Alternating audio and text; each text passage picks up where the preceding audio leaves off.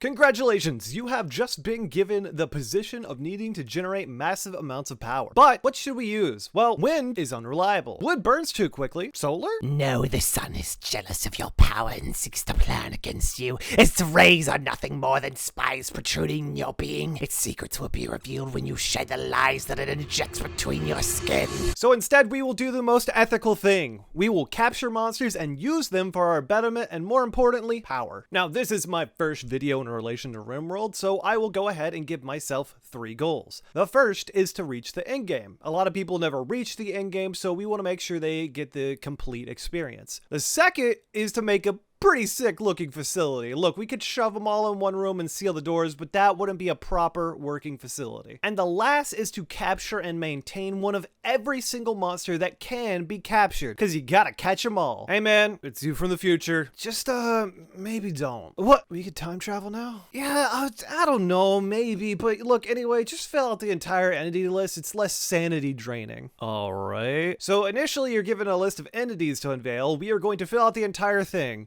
Gotta catch them all. See, man, that doesn't have the same ring to it when you do it twice. You're still here. Yeah, I didn't think about how to get back. Okay, well, I'm kind of recording right now. There's some chili in the fridge. Oh, sweet, thanks, man. And to make things even more difficult for us, we will be playing on the hardest difficulty. This should make our experience just hard enough to really grip our hips and give some more personal feel with our new staff. Speaking of staff, how shall we find our new ones? Well, we put out an ad on Craigslist and, well, you know, see, this is like the future and junk, and people are riddled with medical issues, and what easier way to get free labor than tell them that we can fix any medical issue? See, we're a big corporation after all. We can make lies as long as we make the people disappear when they start to get angry and cause problems. So let's see who we're working with. Hello, my name is Greg Skinflute, an unfortunate last name. I've been working as a bartender for many years. I have several talents, but you said that you can fix anything, right? It shames me to say this, but I've been laying eggs for quite a while now. It's not a fetish, it's a medical condition. I have many skills to bring to the table. Those I don't have, I'm ready to learn quickly for the sake of the company. I look forward to, once we generate an adequate amount of power, that some of it will be used to provide myself with a cure. A reliable fella. Your first hiring went well. Let's see who you have now. Oh, God. Hello, my name is Gorilla Pants. I am happy we are having this interview inside. My many talents include chainsaw hands. This is also something I would like to be resolved. My medical issues includes rats liking me. I'm not sure if that's a medical issue, but they just make me puke, which makes more rats, cause I puke rats, which makes me puke cause I'm scared of them. Despite liking me, it's bad. Also, my blood is piss. Please help me. Living is a nightmare. I just wanna hold my kids, and I can't because of the chainsaw arm. I tried cutting them off, but they grow back. They are literally part of my DNA. My world is suffering. Please. All right. Well, we can't be too picky. The desperate are plentiful, but they have their own problems. Managing this facility will come with challenges, but we must face our fears and build the future. All right, let's see who the last crazy man is. Hi, I'm Jack Applebottom. Got plenty of experience, and I'm ready to work. So what medical issues do you have? Medica, huh? None. Just looking for a job I can work hard at. No medical issues at all? Nope. Huh. We won't be working around any horses, though, will we? Is that going to be a problem? Oh, no. Not at all. Quite the opposite, in fact. I love horses. They're big old clomping horse feet, and they're just swaying tails all around in such a taunting way that makes you just really... Okay, so we have given you the best of the best. It is now time to drop ship and see what you could do. Also, you have a zombie. Take care! And now your lovely people are thrown into the wilderness with only a few resources to assist them. Now they have to get their bearings, and let's look just a little bit more at our people in the meantime. So there is one thing you may notice about Jack besides his extreme affinity for horses. He is very blue. That's because they are a high mate. He is your greatest asset for this marathon that comes with building a good facility. Let me explain. At this facility, you will be implementing a strict set of guidelines that will make sure you are running efficiently. You will use every resource provided to you. You will not care about the unimportant things and will strictly focus on your duties with a single unified purpose. The greatest obstacle to this way of thinking is the fragile nature of the human mind. Most people are not prepared for the truth, and when it approaches them, It will be looming as a presence that clouds their mind, but those who endure, those who allow themselves to be overwhelmed by that moment, they will awaken. In that awakening, they will see their life anew. Their purpose will become clear, their goals sharpen like a blade, and yet with this new vision comes a burden. For once you have seen what others cannot, you will begin to notice the distance between yourself and those who stand in the way of such progress. You will try to show them, you will try to guide them, but they will not understand. They will resist,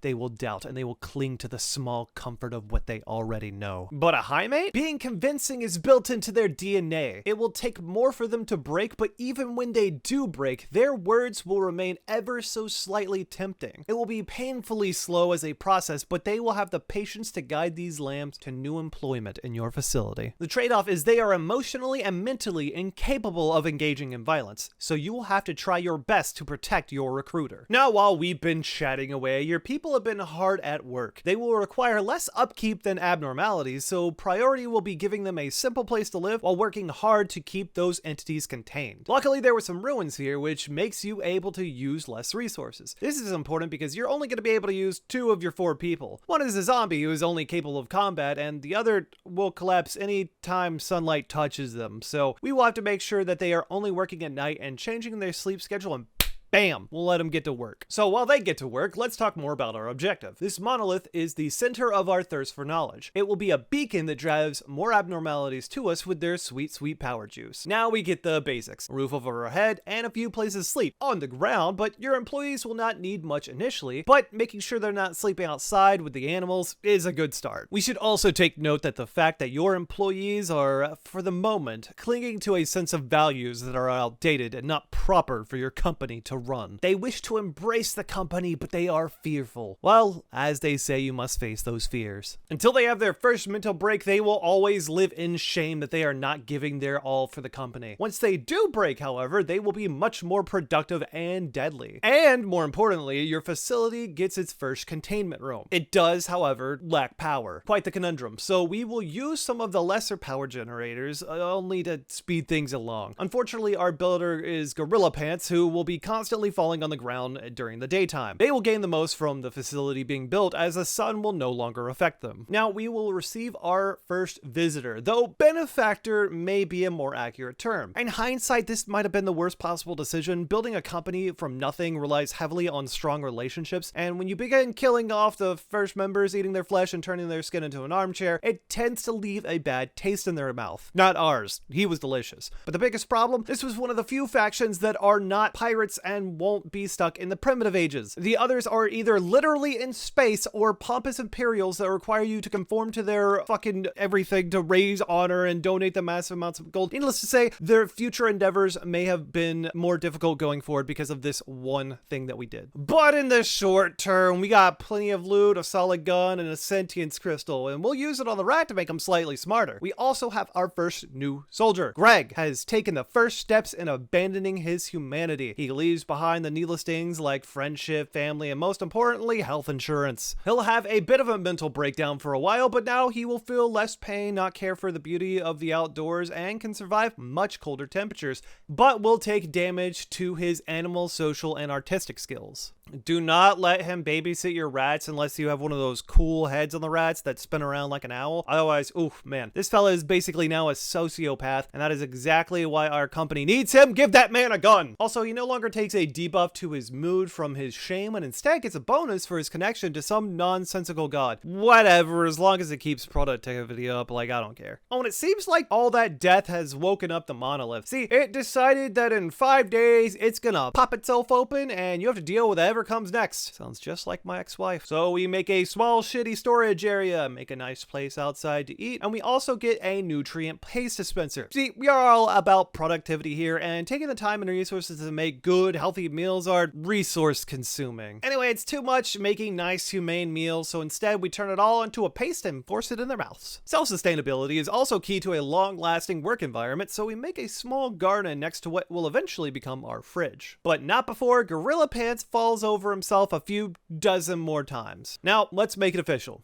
This is nowhere near a great facility yet. In fact, it doesn't meet the bare minimum requirements. But time is an ever-moving river of a woman who just doesn't stop sucking the life out of you, kind of like my ex-wife. Still need to sign those divorce papers. So, you are given a facility number 347. And before you could even start your journey, there is one more issue that arises. See, despite being genetically engineered to be happy, Jack has a very early mental break. This is because he wants to be a pony artist, and he certainly wasn't pleased with all of his living arrangements. If you recall, he cannot do combat, and he's pretty much only useful for being a recruiter, so we will be struggling for quite a bit to get any new inhabitants. And so we put up a wall here, a falling gorilla pants there, and we almost got ourselves a walk-in fridge. Too bad this time a raider decided to make an appearance. And Gorilla Pants falls on the ground again. You're lucky your name is funny. Back when I was trained, you would be executed for your incompetence. Swear to the White Knight himself. Luckily, nothing major needed to happen in combat because a few traps were laid down. Full disclosure, this is one of my many custom races that I like to play alongside. Some are literally walking explosives, some are cancer-ridden and want to infect you with disease, and our dear raider here is a giant bug. He'd make a great soldier, but the immediate problem is that we have nowhere really to put prisoners. So we're gonna call him another entity that we'll contain for now. He is also perfect for Jack to practice on because he has newfound god-awful social skills. Now, one of the many important things about prisoners is that it is very important to keep them alive.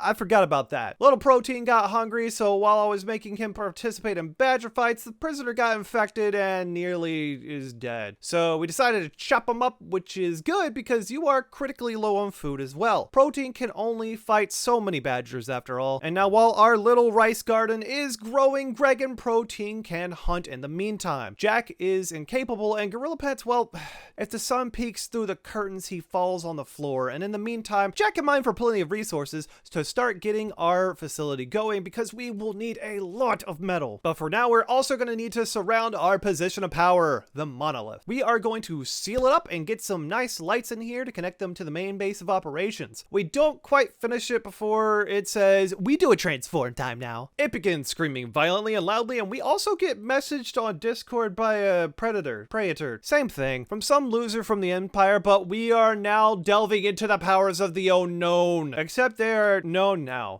Jack got some cool visions of the monolith that told him it was a gateway to something that is really, really scary. Ooh. So like most people, he recommends we study it and open her on up. So we need to talk about the most important thing in your facility: containing entities. Entities can be contained and have a containment strength of their cell. It increases by low temperatures, having healthy walls, fewer platforms, strong doors, inhibitors, and all sorts of things. If the room is weak, entities will break out quickly. And one of the first things that comes with awakening the monolith is known as a gray pal. Hey, you spelled gray wrong. It's with an E. English teachers are losing their fucking mind. It can be either one. No, wrong. Anyway, this really burns your skin at the touch and makes everyone not want to go outside. It sucks, and it will be here for a little bit. You can also check it out in the entity codex at your monolith. You unlock a ghoul since you already have one, and this will be like a little Pokemon index that you keep up with all the entities that you find. I also came to the realization that my surrounding walls for the monolith is off center, and you know what? Fuck it, we leave it. People with OCD are gonna hate me,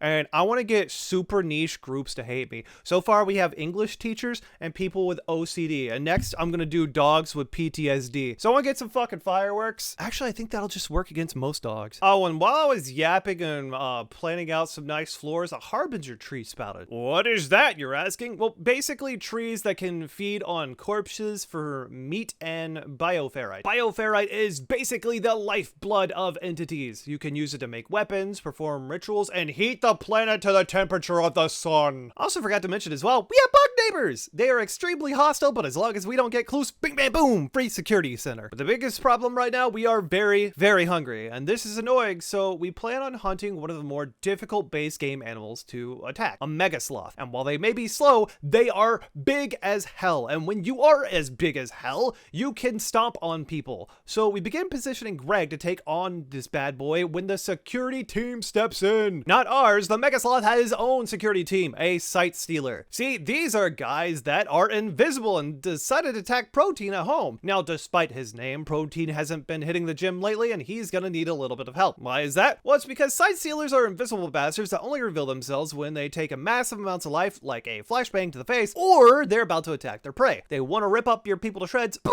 they also make a cute little battery pack. And proving what I said wrong earlier, Protein is out here taking names because after his badge brawls, he has a solid level 4 in melee, and that was enough to take out the side stealer in a non-lethal manner.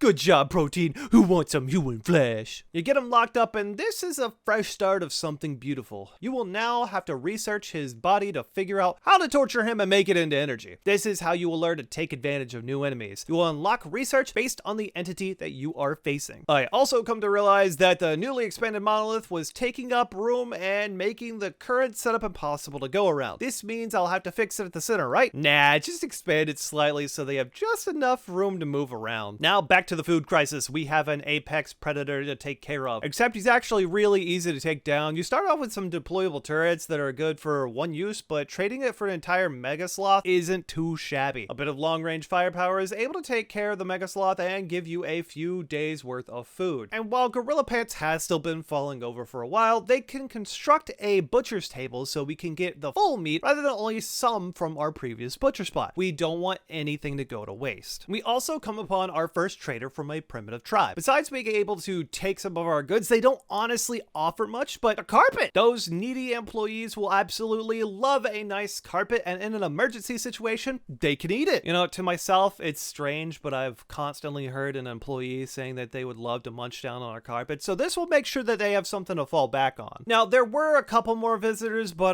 the bad thing about having a security system that you can't turn off as well, you can't turn it off. They died of some bugs and take a few bugs with them as well, which is just a damn shame. But on the bright side, our first crops of rice are coming in, and our new floors are looking, well, dirty, and it's time for expansion once again. We need a proper area for them to sleep with a much bigger room. This meager shack has served its purpose, but man, it is ugly. Also, whoever had the idea of a rat empire should be fired. They can't even be trained unless we give them sentience crystals, which could alone build 3 facilities over, and they would make a terrible attack force. So naturally, as we do, we make the workplace more efficient and kill them all. In the meantime, Jack has found his life as a researcher. While we may not need many technologies, having them is better than not having them, and to pay a salary of a useless employee is fucking unacceptable. So until we wrangle another volunteer for more social training, he will spend his days at a desk. We've also started working on researching an electro harvester. This will pump out the facility with plenty of freak fuel that will keep everything powered, and as long as they're alive and chained up in their miserable cell, it will also shock them, which is really funny. We like to get together and all poke them with a stick right before it electrocutes them. If you're not quick enough with the stick, it'll electrocute you too, and it'll shock you like a lot. Like, I mean, it could even cause brain tissue scarring, and like, isn't technology grand, man? Anyway, while mining away for resources and moving things around your facility, someone reaches out to you with a message. A man named Sat, and they are fleeing from an out-of-control weather device. If you let him join, he will make a place foggy for 6 days. This just means range weaponry is a bit worse, and honestly, it's a new free employee. Except not. See, this employee is not only needing to be properly trained on the ways of Lobotomy Corporation, they are incapable of violence. And we don't need that. We need soldiers, not spectators. So Sat's only use is now being stripped of all of his belongings and used for social practice. And in the meantime, there is also a transport pod crash. This happens because a lot of space battles exist, but one drops a wonderfully beautiful specimen, a ghoul. And normally this would be bad, but it's temporarily knocked out from the fall. The other problem is we don't have a metal containment place where you typically want to keep all of those contained. So someone has to grab him, but time is ticking. The amount of time the ghoul is knocked out is only 4 hours, and someone needs to build a cell and traverse the land to go and pick him up. Greg is left with the job, except you can botch construction in this game, which he does, costing even more time. He was also starving and on the edge of a mental breakdown, so we let him eat and get right back to building. This has cost us an insane amount of time, and he now rushes over with only an hour left to pick up the new battery, and it comes down to seconds. But unfortunately, Greg couldn't make it in time, and he almost runs into another batch of neighbors, and we don't want him to stay over for a Greg pie. He's the pie. See, they were gonna eat him because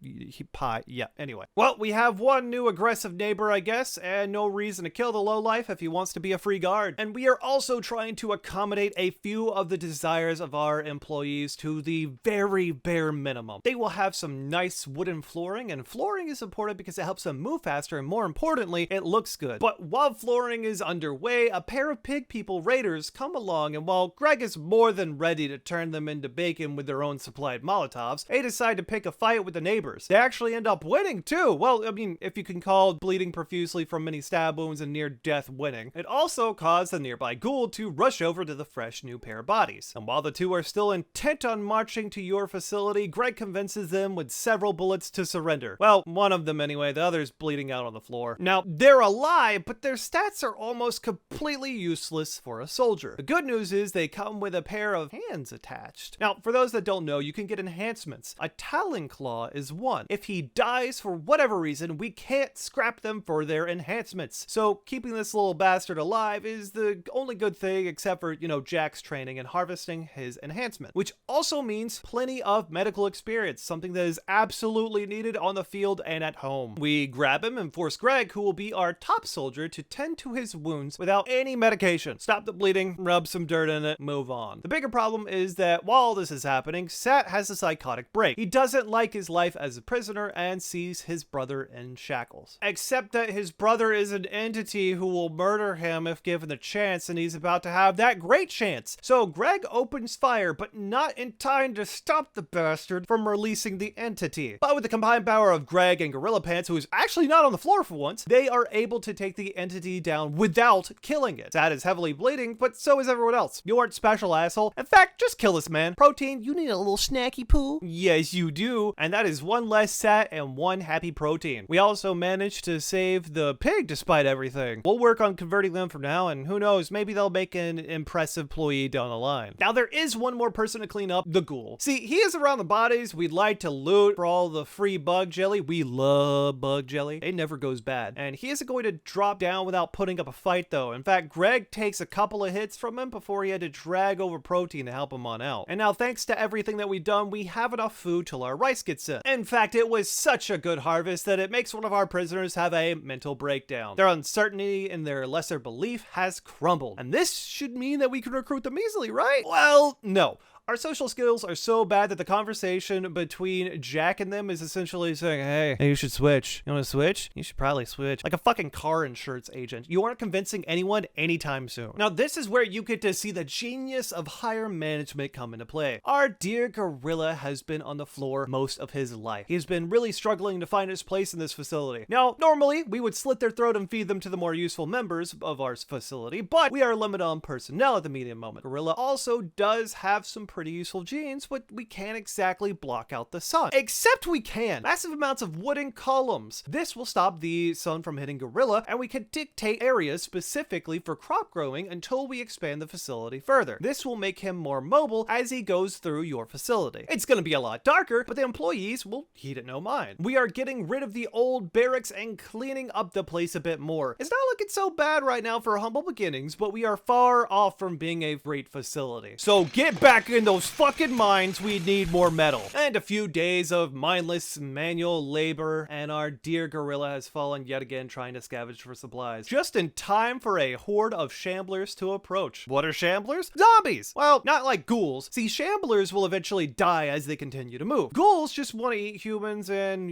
that won't fade. Luckily for Gorilla, these are just mindless fellows wandering around for capture, so Jack is able to get him back to safety. Now, I came to realize the walk-in freezer is pumping out all of that hot air into a small area inside the facility. This is counterproductive as it not only makes that room hot as hell, it then seeps back into the walls, making the freezer room hotter. So we end up moving them to spray the hot air into the fields, which are now through an open route. We can also check on Porky over here. They haven't quite converted after the many weeks, but they are slowly, very, very close to breaking. They have a few more days in their hellish cell. We're hoping that they'll go ahead and break. And while their skills are pretty damn bad, they overall don't make a bad soldier. They'll eat any kind of food, have a reduced pain and strong immunity to fight infections, though their nearsighted eyes will make them firing guns very hard, but it still isn't terrible. And here's another couple of neat things. See, the first is the royal tribute collector from the Empire will always show up every few seasons unless you are at war with them. We aren't looking for honor here, and they are very heavily armed. This makes them free bodyguards. Along with them comes a few travelers trying to seek refuge with a child. Unfortunately for them, charity is not included in the guidelines of our handbook. Therefore, the default response is to be taken. We immediately open fire and try and avoid killing anyone talented. Unfortunately, only the talentless survive. The kid, oddly named Dog, escaped but is immediately attacked by one of the entities. Armed with nothing but a knife, he begins battling one of them and seems to be guaranteed death for the kid. Yet he brandishes his knife and puts down the entity and continues running, perhaps to a new life where his new family wouldn't give him such a god-awful name. This leaves a fresh entity ripe for cage. And the good news just keeps on rolling. After being caged with an entity for long periods of time, our little pig boy is finally seeing the light and converted to the proper belief. Now it's just a matter of recruiting him, which will also take a long period of time, but he's on the proper way to taking his first steps to being a good employee. But most importantly, Jack has researched enough entities to figure out how to generate power from their suffering. Your facility can finally begin to properly function. So now you are going to learn how to forcefully recruit your enemies. Yeah, see, we will employ the most profitable method here. Raiding a settlement is messy and can incur the worst thing imaginable: losses for the company. Buying them from slave traders is a waste of company resources, so instead we will use the flesh car from the entities to learn rituals of kidnapping. After that, you could even de-age your employees so they can live a long and happy and profitable life in your company. You'll also be able to prompt the forces that be to send lovely new entities for harvesting. But that takes more time, and time, as we now know, is something that we have plenty to spare as long as bodies are available. So you now have the workings of a facility, but my god, these little fuckers need food. Wah, wah, wah. God, I need to make them all into robots. Notes for the future. But our facility has a perfect, productive way to get more food: hunting everything in the tri-state area. This will make their shooting capabilities go far up as we procure more food that they need. This goes pretty well, and eventually our dear pig boy has his first breakdown and loses his worthless humanity. This is a good thing. Our dear employee will get his own new room for this many days later. It's also away from the entities that he feared so much, which actually made recruitment more difficult. He'll even get a bed to sleep on, since we are trying to treat them more like a human rather than insignificant pawn scum that has yet to contribute anything to the facility. We move him in, and he's much more happy to be away from the monsters that could have attacked him at any moment. Speaking of, new entities that wish to be enslaved: gore hulks. These bastards are warped humans that can shoot out their fucking spine at you. They can't do much in melee range, but that won't matter when they shoot a vertebrae through your forehead. Gorilla is taking a nap on the floor like always, and Greg and Protein are really still your only form of protection against this unless the threat is inside, which, thanks to the columns, it sorta is. We also picked up a shield belt for Gorilla at some point from one of the traders. Shield belts are useless on ranged characters as they can't shoot out of it, but for projectiles trying to hurt our dear Gorilla, they will have difficulty landing because now there's a giant fucking force field. And with this added force, it's actually very easy to take on gore hulks with only a small bruise to Gorilla. The gore hulk wasn't lucky and is also now bleeding out on the floor, so our medic Jack is on call to take care of him. Taking care of these fellows, your medical will go up, meaning he can patch people up quicker. And ooh, is that a what in social I'm seeing? God damn. Watch out, ladies, he no longer drools when he speaks. Now, a very important call just came in. This person is basically saying they want to dump all their trash into our facility in exchange for next to nothing. You get a handful of plasticine if you accept. Now, most people would think, wow, why would I accept this piece of literal trash? Pollution is actually super hard to deal with in this game. To get rid of it, you have to have special plants. You can keep the pollution in bags and keep it frozen at all times, or shoot it to someone else, which makes everyone hate you. So why would I accept this? Well, if you move all of the pollution to a safe distance away from your facility and let them explode, it will taint the land, and this attracts new neighbors, and that turns this terrible deal into a 100% net positive for you. You get a reward and another reward: free guards that take care of themselves entirely. And while your new ads for neighbors are busy defrosting, Jack manages to learn a little bit more about the monolith. See, it is a conduit in space and time and journeys into the void. It's a fucking teleporter to another realm. Now, you can either close this bad boy permanently or open this bad boy up and see what's on the other side. Either way, you will have to study it more to figure out how to do any of that. This means more monsters and trials ahead. It will only get worse from here. Luckily, you've already captured 3 and have started harvesting their sweet monster juice to fuel us, but you've run into a problem. The walls don't make themselves. These these floors also take a lot of metal and you need more. So it's time to tap into the natural resources of the land while making room for your facility to expand further. And what better way to celebrate your expansion than with a kidnapping? That's right, you came with a bit of baroferrite at the start and you'll use that to abduct someone while you research how to get more. But first, let's make a room dedicated to our rituals. Throw it on the ground and surround it with metal walls while we put up a couple of ships to host the bioferrite to make it easier to fetch. But before that, we have another raid, and they take their dear sweet time and end up fighting with your new neighbors, so you end up raiding their house and killing them both. Now, you have a lot of meat and drugs. Those little green tubes, one of my favorite drugs, makes people go fast as hell. But we also now have a bioferrite harvester. This means we will be able to harvest the flesh of our enemies while electrocuting the hell out of them, which is, I still don't know how that all works, but what we do know, it irritates the hell out of them. This means they will break out more often, but that's why we put them in extremely secure cells. There is also an inhibitor made from these extremely rare shards from entities that reduce their annoyed state. Now we can harvest away without any issues, which is just in time because to replace our old neighbors, we have new ones. These fellas are now in eggs, and when enemies come near, they pop up and defend the location, which is convenient, except a trader caravan that wanted to visit and, you know, left. They triggered and kill all of them. Now, you'll just need a lot more pollution. That's sad. But there's more news on the prison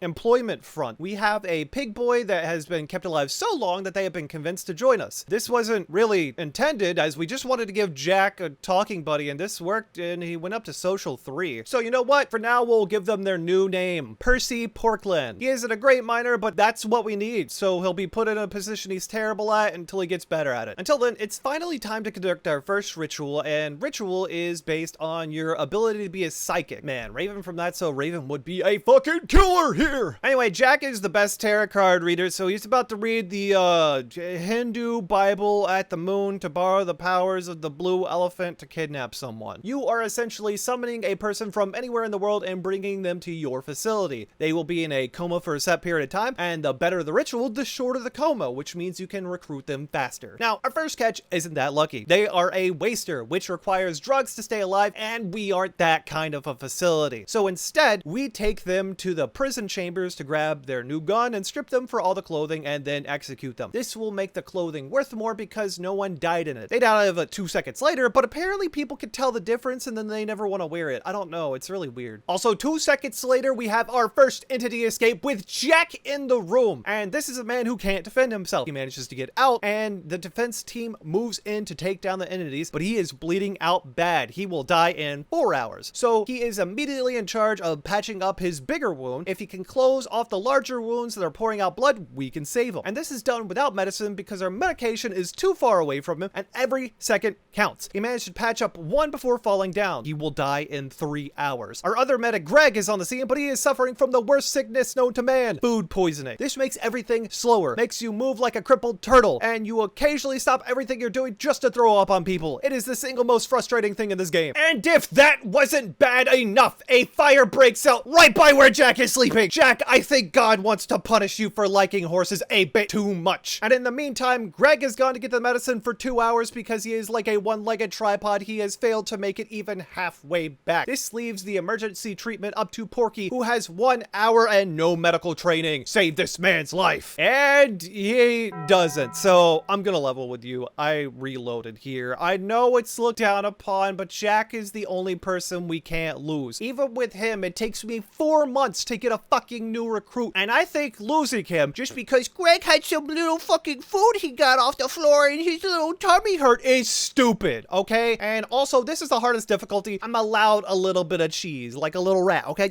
I'm allowed a little cheese. I'm allowed a little cheese. I like cheddar, especially with the fucking entity mod that I put in here later. We will fucking talk about that later, okay? Just know that this may seem unfair, but I assure you it is to maintain my own sanity because the fucking things that come later down the line are much worse. So we go right to before the ritual happened. Porky is still with us, but we haven't kidnapped a waster. Not too far back. Funny enough, we rolled really high on this one. Saki, who is our new kidnappee, is amazing at shooting and nothing else. More importantly, they are also covered from head to toe in some great armor. Armor that will look much better on one of our employees. Now, we are far from a functioning facility, but we are actually starting to shape up pretty nicely. This means we need to start looking like a proper facility. This requires a large amount of dye to paint our beautiful facility, and the first room shall be painted yellow to reflect the control team. And as we grow in power, so too grows the threats against our facility. See, this is where raids start getting harder and harder, especially since we got a great piece of armor on Gorilla, or the wealth of our facility went up. This all means bigger raids, and bigger raids means bigger raids. I don't know what you want me to say. So let's see if all that training is paying off. We put our men in position with Porky being able to peek with Greg with their guns. Protein and Gorilla Pants are in the front next to the traps. Acid gets shot at Greg and fire gets thrown at Gorilla. Not a fantastic start. One of the insect kin also uses his spider webs on Greg. He can't move and is in the open. Gorilla Pants is freaking out and Protein has not moved. Gorilla runs inside on fire and Protein joins the fight. Greg is still stunned and Porky is doing everything he can to put up a fight. Greg takes his first bit of damage and falls back into the alley. One of the raiders runs right by everything, distracted by a pelican or something. Protein is now putting in work and Porky is shooting with everything he has. Greg is returning fire and Gorilla Pants brings Jack as a human shield to fight for some reason. We don't know why. So Jack runs back in and the second raider drops, and inside the acid and fire, the last one drops as they realize they fucked with the wrong facility. They begin to mount a retreat. Except the last one who had realized he isn't making it out, he takes Protein with him. That's not a great first fight. We are going to have to lick our wounds and do better. And by that, I mean me. Most people weren't even fighting for half of that. Boy, I am fucking out of practice at commanding them. But no one important died, so whatever. And to cushion the blow, life hits us with a quest. Make everything outside cold and get a new member. Nag. Fantastic. They come in with great stats. They are a great gunman, and that is everything we need, plus a gardening stat. Except they are not keen to our ways. So we must start with the onboarding process. Arrest them and treat them like any other prisoner until they accept the truth of our ways. Until then, we lick our wounds, clean up the place a bit, and continue our mining expansion. And several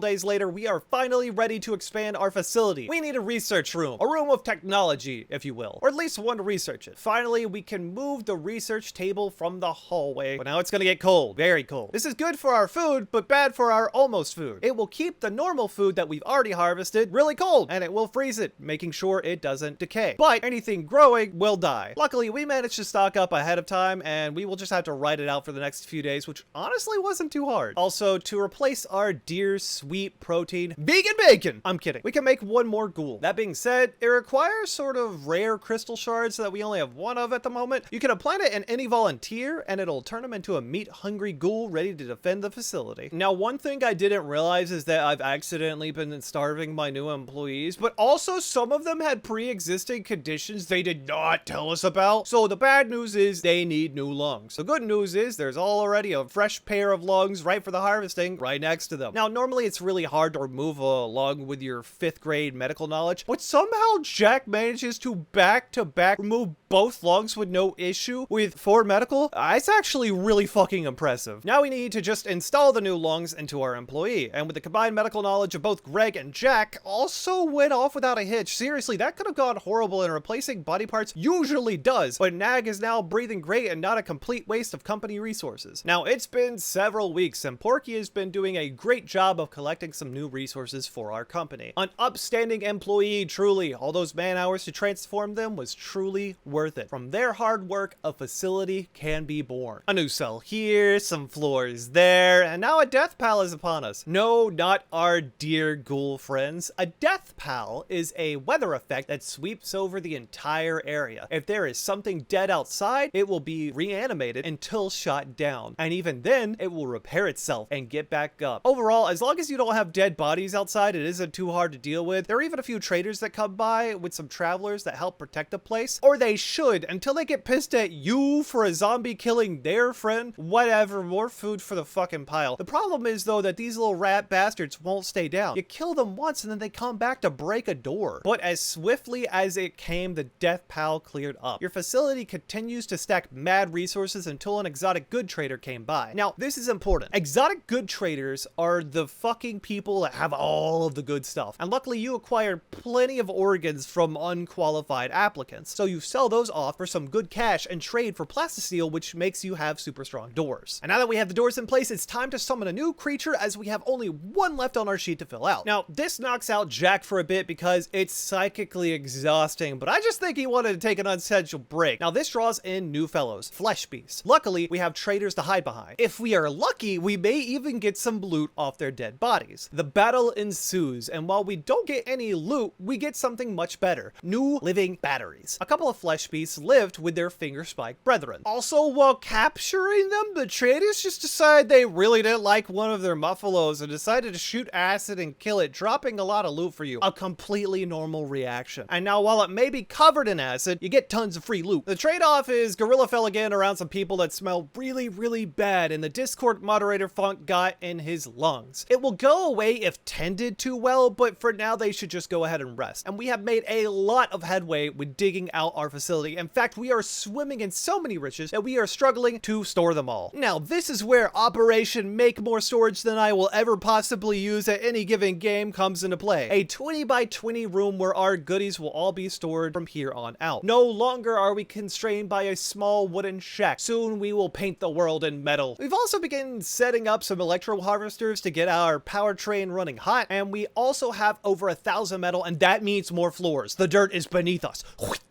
Gross. We shall walk only on the finest of metals. And in the meantime, our research is also making headway. Making ghouls is now nothing for us. We can kidnap all that we wish, and soon we can even resurrect the dead to fight our enemies. But with every bit of progress comes some form of setback. An advanced plague has been bestowed upon us. A corrupted obelisk. Which is weird because I haven't advanced to that fucking level yet, but alright game. Why even make levels if you're just gonna say what the fuck you want anyway? Stupid. Anyway, you can make people talk to the giant space rock so it stops whatever it's doing, and whatever it's doing is going to be that big bad thing. And as for what it does, you can always just punch it to find out, but we're not going to do that yet. Instead, we're going to utilize it as free research points. We will also relinquish ourselves from the old and come forth with the new. Finally, we will get rid of the wooden power generator. Who wants to smell that gross wood burning when you can smell freshly roasted monster flesh? Yum, yum, yum, yum. We also recruit a man going by the name of Sausage. They are unwaveringly loyal and will never join our side. This makes their organs look all the more tasty. And this is also a great time to tell you about the difference between walls. Walls have different health depending on what they are made of. Wood is okay, steel is pretty good but not grand, granite walls are alright, slate walls are weak, and plastisteel walls are mighty. Ferroferrite is a nice in between. That being said, nothing beats the mighty health of a natural granite wall. The reason I talk to you about walls is because it will make your life less hell if you have stronger walls. Stronger walls means longer escape times, and longer escape times means less hassle for you, the manager. So the easiest thing to do is carve out large rooms in slate and fill them with entities. We plan on capturing a lot, so a standard cell that can contain 4 entities at the very least, and their facilities are needed. Nag has also decided to join our facility. They shall now don their new name, Clerk 5762, because I couldn't be bothered to name them properly. Also, life doesn't always go with how you think it will. While mining, a whole new area of the map was revealed. This is actually an excellent place for gardening and a beautiful backyard for the base, but unfortunately we will have to restructure the original idea of how we were going to fit the cells. But we are nothing if not flexible. So now it is time. We are ready for bigger and badder entities to come our way.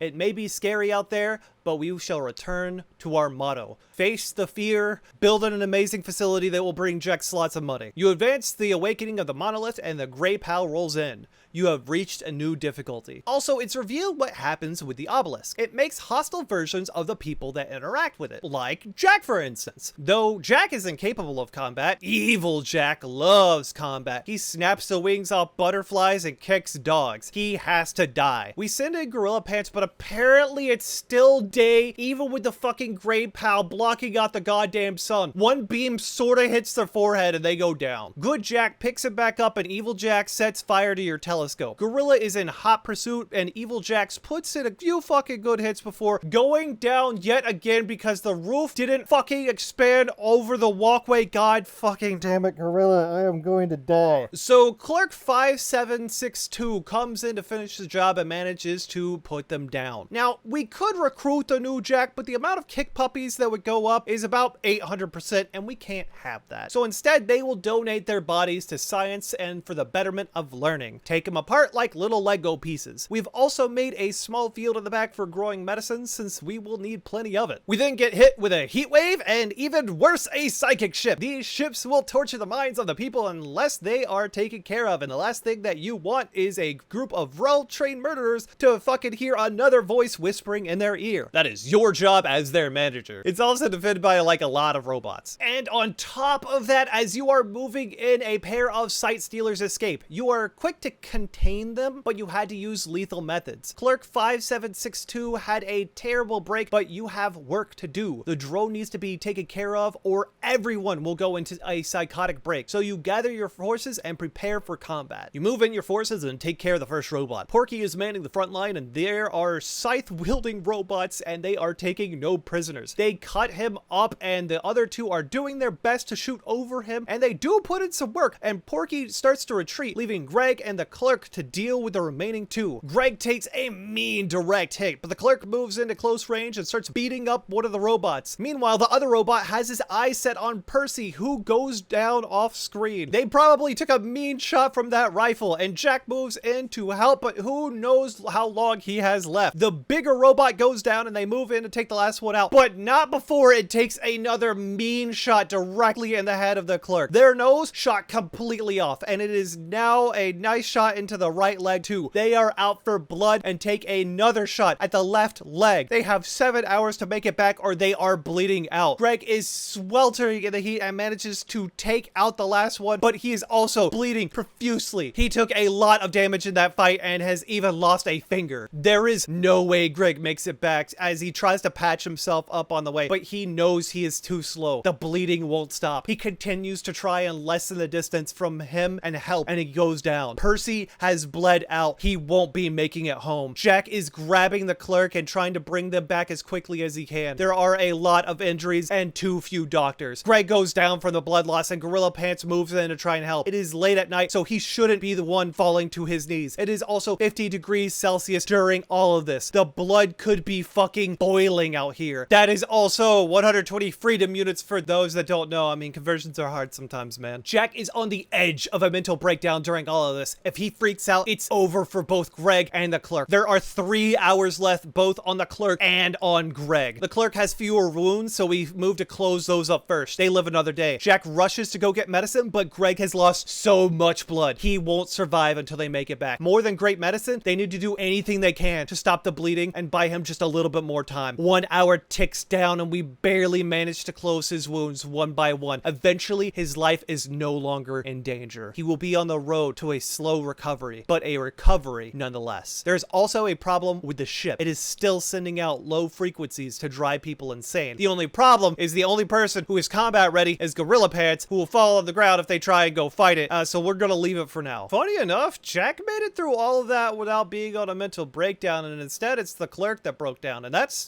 fair. They had gone above and beyond what a normal clerk does, and so we shall give them a new name. They are female, so we should make it pretty. Corn Dog Lisa. You earned it. Little did I know that Corn Dog Lisa would make Gorilla Pants look like a model employee. Seriously, the amount of pain that I went through in this run is comparable to someone getting a fishing lure stuck in your fucking lip. Now, once people are mostly healed up, we sent Greg out to finish the job on the psychic drone. The problem is, as we did this, a group of cultists move in to summon flesh beasts to attack us. This is not good, and our ship will once again have to wait as it drives all of us insane. Corn Dog Lisa is still struggling with the mental breakdown. Percy is busy being dead. Gorilla Pants can only fight outside, and Jack can't fight at all. It's not looking good. Greg will have to use his only turret and his shooting skills to take out all he can and lead them to the cave of cover. Luckily, the cultists are mostly naked with sort of melee weapons, and he is able to bait them to Gorilla Pants, who is more than happy to hobble on over. Greg tries to get in a few shots, but they are right on him. He has to run to safety, and Gorilla Pants has a few traps set up with him. Now, the traps do their job well and good, and Greg and Gorilla Pants manage to work together to stop quite a few. Greg will have to bait in the rest to stop the ritual, which is nearing completion with less than 0.1 of an hour. Greg sends the last shot that stops the ritual. Holy hell, that was fucking cutting it close. This one also won't be too bad bad of a meat shield, so we kidnap him and patch him up in hopes to recruit him, and unfortunately his wounds were too great and he passes without giving us fucking anything. But the good news is we can at least break that ship now.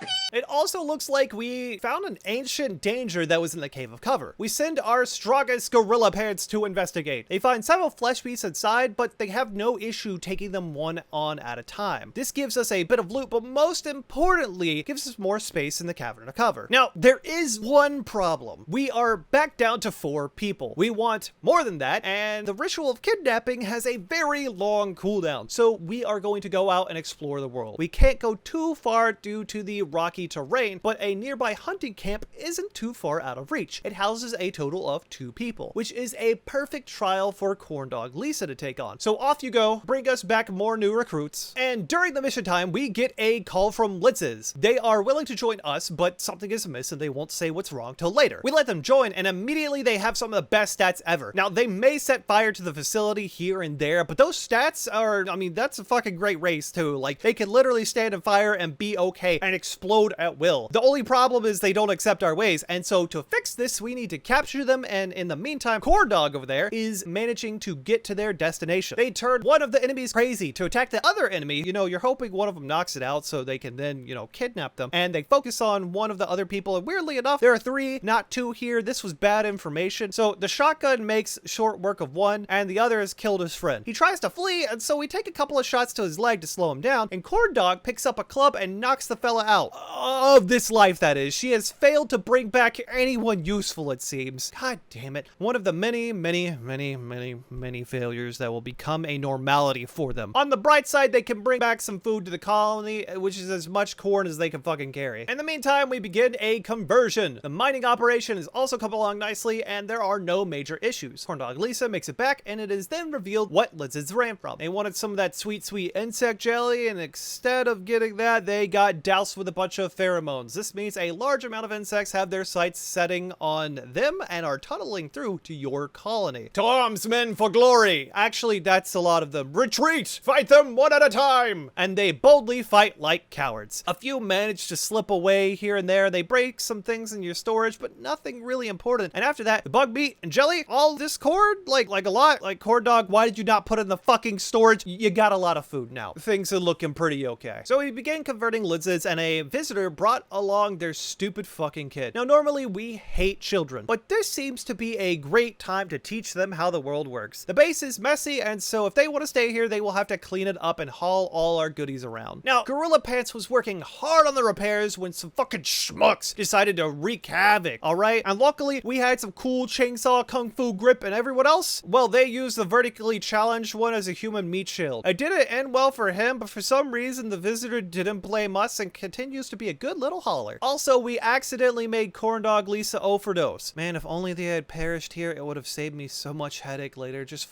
get better at taking coke, idiot. We also grabbed the less than stellar new guy. Now, we would normally harvest him for all of his good parts. He is going to be a good little ghoul for us. And the bad news is I completely forgot that we have to wait till he is out of a coma or he just becomes a very hungry ghoul. So now he's going to be a room decoration that you have to feed for a while. Also, we were given a quest to betray our new visitor. And honestly, they were like a ticking time bomb waiting to have a mental breakdown, so we strip him down, and while we were sending someone in to take him out, they decide to fight with a genetically superior alien and die. So that happened, but we got a free book out of it! Now, the next days go pretty uneventful, except for the trader. And so the thing about traders is that traders come by if you have allies. We kind of scorched the earth for most of that, and now we need any fucking ally we can get. This means our tribal allies are getting a lot of stuff for free for future free help. We now have a lot of leftover materials for just such a purpose. In fact, I want my allies now and end up accidentally selling all of our fucking components. That's not good. We have an ally, but we have no components, medicine, or food. All things we could get pretty easily. Our corn is almost done. We have medicine growing, and well, actually components are probably going to be really hard to get. But time moves on like an ever-flowing river into your pockets, and now you have wet pockets. What a fucking weird metaphor. Anyway, you're soaking soaking wet pockets are now weighing you down. And there is a wonderful mission from our allies. See, in the game, there is a reason to join the Empire is psychic links. They give you the ability to be psychics, which can really turn the tide of battle or just make your life easier. They also have their own military, which you can call down, which is super useful, but the psychic part is what we're mainly focused on right now. Now, the tribes have rescued 3 people, but they want you to guard them for a limited amount of time. While it takes 70 whole fucking days, they'll give us a psychic implant to put in one of us as a reward. This is good. The landing spot is less so, though. I'm not sure why they wanted to go in the earth hole, but I'm not going to question the people that gives us things. But we make them some beds in the research area, which will be a lot more messy for the time being. Speaking of messes, a raid is about to hit your front door, and luckily some traders are there to hide behind. With a few acid balls and gunshots later, you have some fresh bodies. Now, you bought meds off the traders, and the raiders drop some flake to sell for later, which is essentially, that is like super bad drugs. You will get addicted to that shit. It's coke. And now it's time to yet again search for new recruits. Ads are doing terrible lately, and recruiting our redskin friend is taking longer than initially intended. So instead, it is up to you to send out Greg to get a new recruit. He's much more professional than Corndog and has a great record to match. He does find a few issues, which is how quickly the enemies charge at the barrel of his gun. The rain also doesn't work in his favor, but they charge at him with a fucking drill arm. Man, they want to pierce the heavens with that bad boy, but a couple of shots ring out and he goes fucking down. Now, the point of this mission is to take home survivors, but at the immediate moment, they are conscious and still charging at him with the speed of a crippled turtle. A lot of crippled turtles this game. So instead, he runs around them, waiting for them to bleed out to the point of unconsciousness. But there is one more thing Greg has to conquer. A small steel turret that is honestly lighting his ass up. It takes off a toe and fucked up his kidney, his left leg, everything. He is going to bleed out soon. But a regrouping of the caravan lets us move them both to the world map. Greg will be bringing home a new friend as well as components and steel. What would normally be a pretty bad bleed out session for him is actually getting patched up rather quickly. He even managed to save Pablo on top of it since they were bleeding out pretty badly too. And we call that a success. But when one thing goes well, another problem arises. Something has driven the gazelles in your area mad, and now they are all coming for your employees. Now, we want to reduce combat as much as possible since we have VIPs among us. Some of them are tiny and very killable. Our newly awakened ghoul will help turn the tide in this as well. Unfortunately, the VIPs even have to get their hands dirty with this one. Gorilla Pants is doing amazing on the front lines, holding gazelle after gazelle back, and they managed to take them all down without too many injuries. Gorilla has a lot of bruises and cracks, but no one is even bleeding. I'd call this a wild hunting trip at the worst. But even after that, we get a quest to stomp out some bugs. They are willing to send us 2 champions to help. Now, this is really good because we got to get in training somehow, and at least they send us some meat shields. They infest our storage area, which you honestly make short work of them. Now, there are more bodies and insect jelly and meat, and you probably have enough food until the VIPs leave. You are doing really well at this point. Greg has also made it back with our new applicant. He will need a bit of rest to heal up those wounds, but he won't get the chance. Yet another infestation moves into the cave of cover. Luckily, it is only one nest and can be taken out pretty fucking easily. When the game gets moving, it really gets moving. You either have no time to rest or nothing but rest. Oh, and how great a fucking prisoner break right after. Okay, so we move everyone into melee range to take out Litz's because we don't want to hurt her too hard. She is a future frontline soldier, so the less injuries the better. Pablo, on the other hand, gets his leg fucking shot off. And both of them manage to make it through to the next day, but losing a leg is a serious injury and it hurts productivity. So let's remove the cool robot arm before he does go down, and then he's lost all value. But don't worry, your organs are plenty valuable. Speaking of, we boot up the abduction ritual and get another employee. The good news is we won't have to harvest them for parts. Instead, we will transfer the life force of them and rapidly age them to not only de-age one of our own, but heal up some of their scars. Let's go with Greg. Lad could use a few more years on his life. The ritual goes well, and you manage to remove that terrible scar off of Greg. We freed up some space in the barracks, but even despite her injuries, Liz is a fighter. She wants to be free, but hasn't accepted our beliefs. A punch here, a left hook there, and she goes back down and is in bed and ready to be converted once more. Our facility is expanding nicely, and we put in plenty of holding cells for now, but we lack the plastisteel currently to make the doors, so they will remain unused for now. On another note, the pillar of cloning has taken a lot of time away from your research, so like the apes they are, the employees begin banging on it with their weapons. This sets it off and makes it ready to explode with all the power that you have been saving up. This causes a massive amount of clones that you are able to put down without too much of an issue. A few scrapes here, bruises there, and no one died side that's important. We also get a call from someone wanting us to take credit for transgressions against a robot. If we do, they send us some great medicine, some jade, and we have to deal with a psychic suppressor for a few days. This means all the females of the facility will barely be conscious. Other than that, no real downsides. But eventually the days pass and our tribemen begin to leave. They load up in the shuttle, and why are tribals in a shuttle? What the fuck is this? Am I the goddamn Truman Show? Is this all just a fucking game to you? Anyway, they hop on out of here and give you your sweet, sweet psychic stick. This will go on Jack of all people. Now, he can't hurt people, and even if he gets the cool powers to do so, he can't use it. But any sort of utility can be used. But now it is time for the terror from your dreams. A giant fucking worm with teeth that will swallow you whole. It is called a devourer. If you aren't careful, these bad boys will devour a caught-out employee whole, and they won't be able to escape. The easiest thing that you can do is put out a ghoul for bait and watch it as it tries to digest its new meal. It makes perfect for target practice. Even better, it went down instead of just dying off. Unfortunately, we are still lacking the resources to properly house it. A lesser manager would have let this opportunity pass them, but instead of that, Gorilla Pants will take out a lesser entity to make room for the new power source. The more dangerous the entity, the more bioferrite and power they will produce. Needless to say, our new power cell will be right at home. Now, while you may have think it revved up a lot with unlocking all the advanced new entities, Rimworld has one thing that both works in its favor and against it: downtime. You have a lot, but it takes forever to get anything done. The good news, this is a YouTube video. We could just skip the boring parts. So the spark notes is that we painted our dear room of technology and farmed until a zombie attack happened. Now, they still have a massive number advantage on us. We still have yet to recruit numbers that can defend out our expanding facility, so we have to use cowardice tactics so we can continue to survive. The Ghoul and Gorilla are hiding in a position with Corndog and Greg behind. They will shoot right over the shoulders at the zombies. It's a rough fight, and during it, they even try and free lizards. Also, one can freaking explode. Two can freaking explode. Acid and fire hurt, but Gorilla Pants is a fucking legend. They have been putting in hard work to defend this goddamn colony. They will have plenty of wounds to lick, but they live to survive another day. Luckily, in the meantime, our dear friends bring a shaman merchant that has oodles of plastisteel on our front doors. The doors that we wanted to make out of plastisteel. I'm not sure what a shaman is doing with plastisteel to begin with, but we trade off organs so we could also trade off that drill arm too.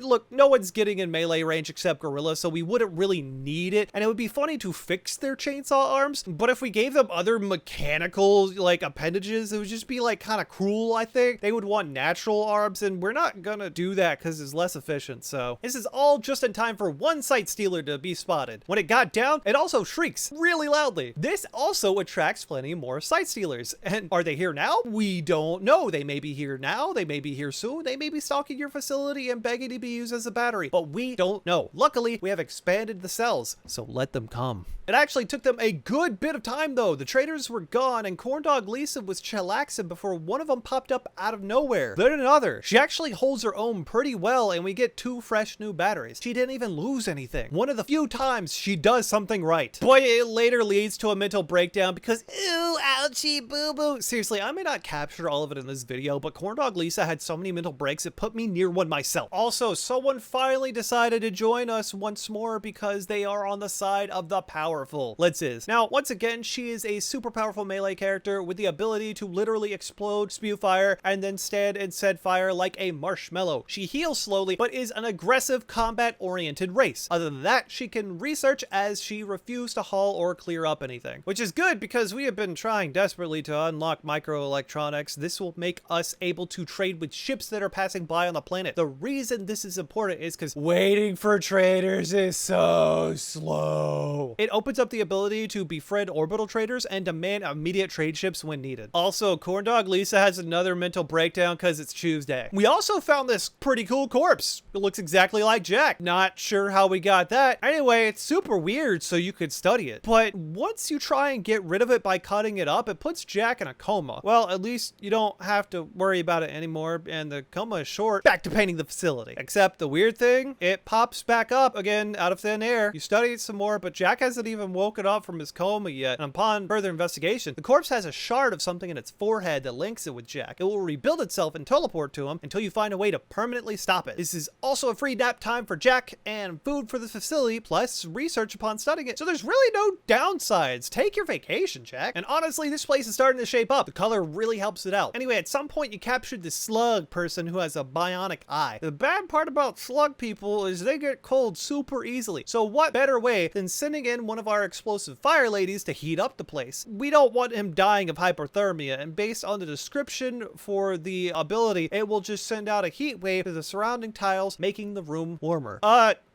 No, it just blows them up. We all make regrettable decisions, and some you have to live with, and this is one of mine. Oh well, live and learn. Now, raids get bigger and bigger based on your wealth and the time that has passed. This is such a raid. And wouldn't you know it, Corn Dog Lisa wants to have a bitch fit right before. I fucking hate her. Seriously, go 3 minutes without whining and improve your fucking life, Corn Dog Lisa. You have contributed less than nothing. You are a thorn in my side, and everyone around I just hate you. I fucking hate you. My completely valid crash out aside. Now, the good news is that you have traders that will be willing to help. The bad news is Corn is currently on fire from a thunderstorm. A lot of fire. Lizards won't fight the fire. Jack is incapacitated. Gorilla can't go out of the fucking sun. The ghoul is a ghoul, and Corn Dog Lisa's a bitch. Only Greg can fight this fire. But what's more than fire is the raid has slowly moved closer and closer, and they're beginning to attack on the shores of the sanctuary and the cave corner. Our ghoul was quickly surrounded and taken the fuck out. Liz's is fighting alone until Gorilla Pants can man the front line. The traders are holding off the fighters by the corn and causing a few more fires of their own. Gorilla Pants goes to clean through these enemies, and the traders are looking to leave after the firefight. Greg, who is the only one able to save the corn, now has to abandon to join in on the fight, but the fight is pretty much over. The traders can clean house, and Greg captures one of the few still breathing enemies. It was bloody of all things considered. It was a decent fight and could have gone a lot fucking worse. We also find Jack's special body with the others. We can now remove the shard from his head, and we do so quickly, and Jack is free from the burden, and to celebrate, we could cut up all the fresh meat laying around. We got a lot of gear from this, and most of it can't be used because people can smell if someone died in it. I don't know. And this means you will need to eventually burn all the worthless apparel. Otherwise, it's a dress-up party for your employees. Only on Fridays, though, you bastards. Now, it is time to expand the garden district of the facility. This will be a place for VIPs to go, or just very valued employees, to make them stay happier. And like a message from the gods themselves for me to not be kind, immediately when this happens, a giant pit from hell opens up to send monsters after us. There are a lot of them, but you aren't leading an expedition of rookies anymore. They are almost veterans at this point and know how to defend the facility. But there is a problem. That giant flesh hole won't close until you dive into it and collapse it from the inside. So now you send in your men to investigate the fleshy hells that await to take their lives. And you're given a pretty rough start. The flesh beasts aren't many and split off as well. They can charge at you endlessly, and it's hard to succeed without Gorilla Pants manning the front line as well as they do. You mount a retreat, but then the useless Corn Dog Lisa nearly dies from their wounds. You saved them, but should you really have? And almost immediately after, a raid comes in. Now look, the raids are pretty easy to deal with during the night, even if they are getting bigger and bigger. Gorilla Pants isn't taking any prisoners, and while we have terrible cover, they are killing their own men half of the time. Jack also picked up a stun somewhere. I don't know where he got that, but he's now able to stun people on the front line, making them sit still and are easy to kill. All of this combined, you could take out high priority targets easy without taking too many losses. However, if Corn Dog Lisa has taught me nothing, it is that I hate having soldiers who have a mental breakdown. How do we fix this? A lobotomy. Seriously, no, it just makes them happy. I get it. It's like the name of the game.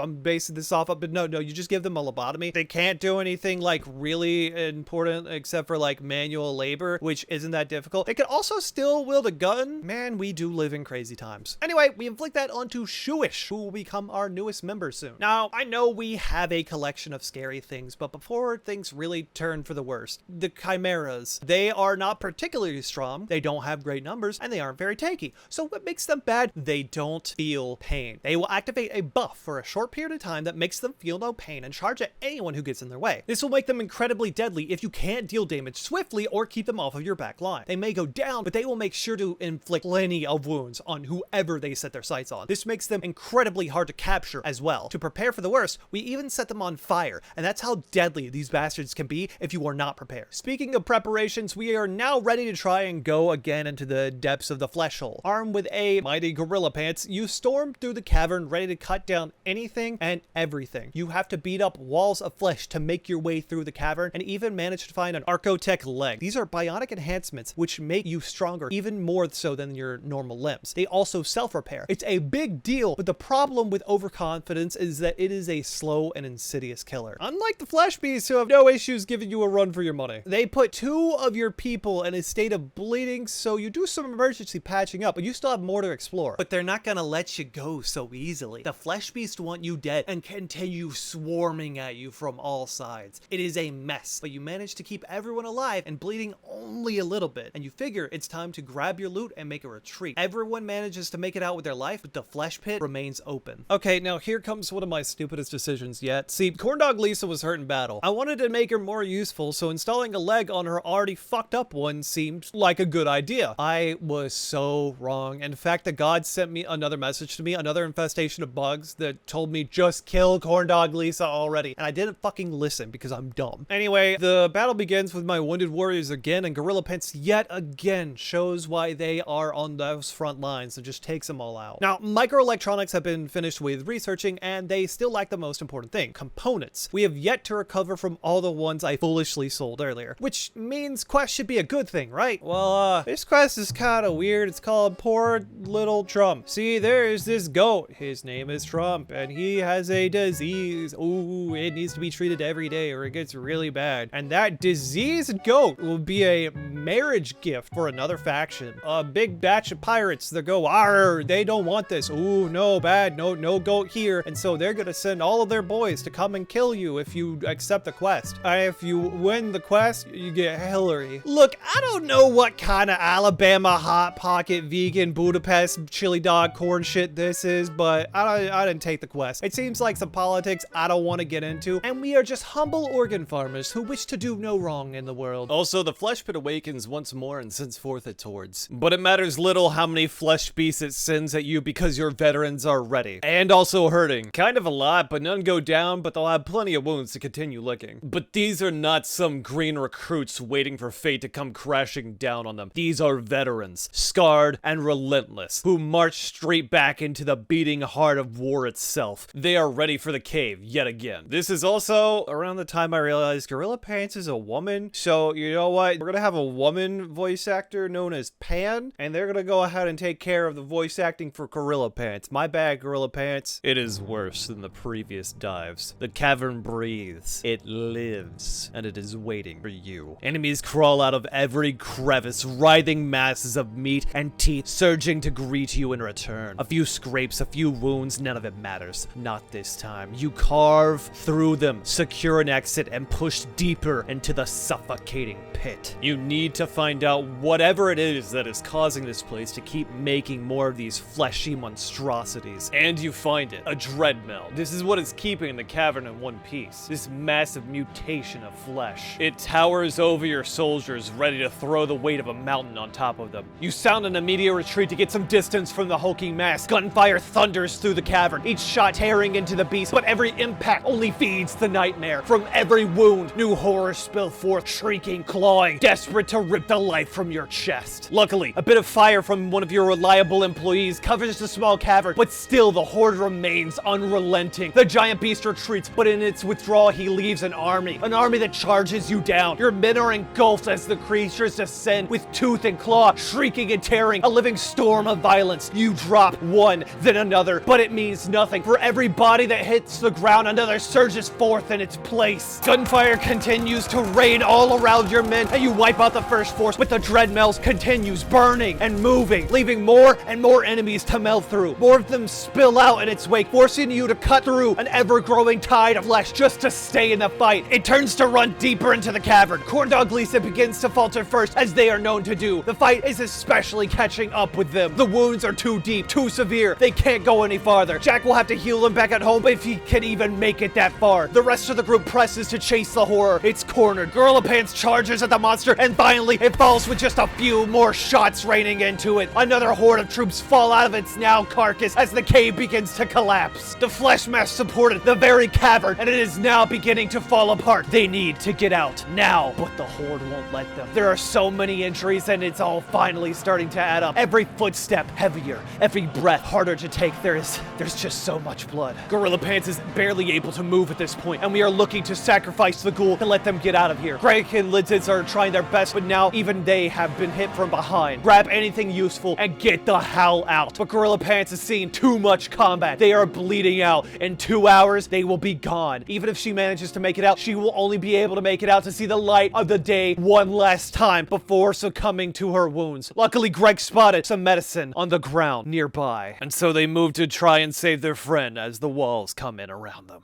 Greg, I'm not making it out of here. There's a lot of blood and it won't stop coming out. Shut up, shut up, shut up, shut your goddamn mouth. We aren't dying down here. We just gotta get you patched up, man. Fucking hell, who bleeds this much? Man, stop moving and I don't think I'll be able to start up, man. I can't feel my legs. They aren't gonna work anymore. Shut up. We can get out of this. We're gonna get better. We're gonna be cured, okay? I stopped the bleeding as much as I can.